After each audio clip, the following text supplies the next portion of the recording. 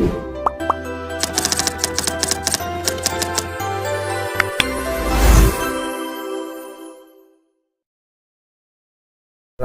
warahmatullahi wabarakatuh. Di sini saya akan menjelaskan IP address dan subnetting. Outline: 1. IP publik dan IP privat.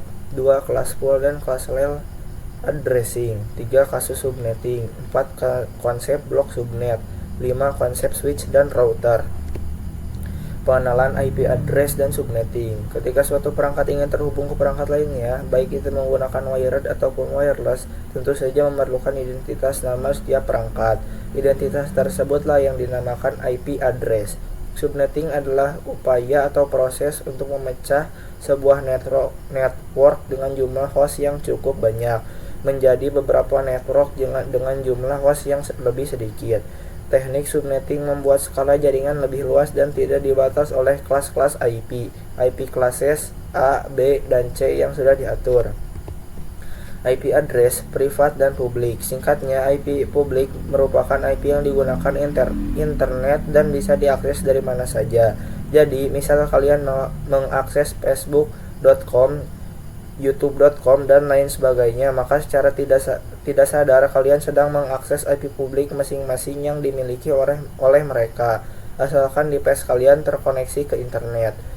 Alamat IP privat biasa digunakan di dalam jaringan lokal dan tidak dapat diakses langsung dari internet. Ini adalah bagian penting dari konsep yang dikenal sebagai Network Access Translation (NAT), yang memungkinkan beberapa perangkat dalam jaringan lokal menggunakan satu alamat IP publik tunggal untuk berkomunikasi dengan internet. IP address classful dan classless.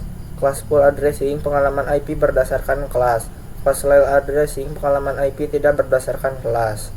Kelas A, alamat 10.0.0.0 sampai 10.255.255.255. Kelas B, alamat 172.16.0.0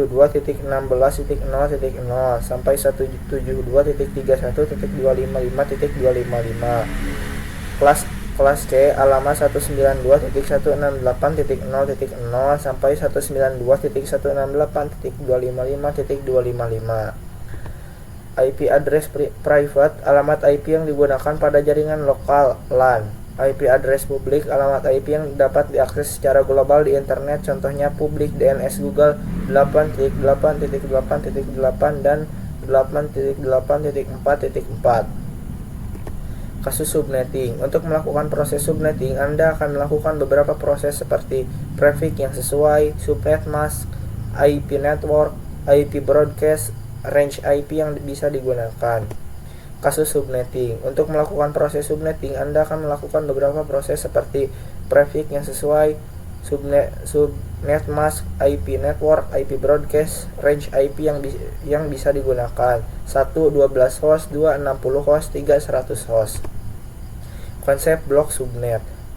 1. IP network, 2. IP broadcast, 3. diibaratkan seperti ruangan, 4. seperti blok subnet. By default tidak bisa saling ping komunikasi. Kumpulan PC yang berada pada satu ruangan perlu dikonfigurasi menjadi blok subnet. IPv4 delivery type. 1. Unicast, one-to-one communication. 2. Multicast, one-to-many communication. 3. Broadcast, one-to-all communication. Konsep switch dan router. Switch mengkoneksikan perangkat yang satu network. 2. Router mengkoneksikan perangkat yang berbeda network. Sekian dari saya. Wassalamualaikum warahmatullahi wabarakatuh.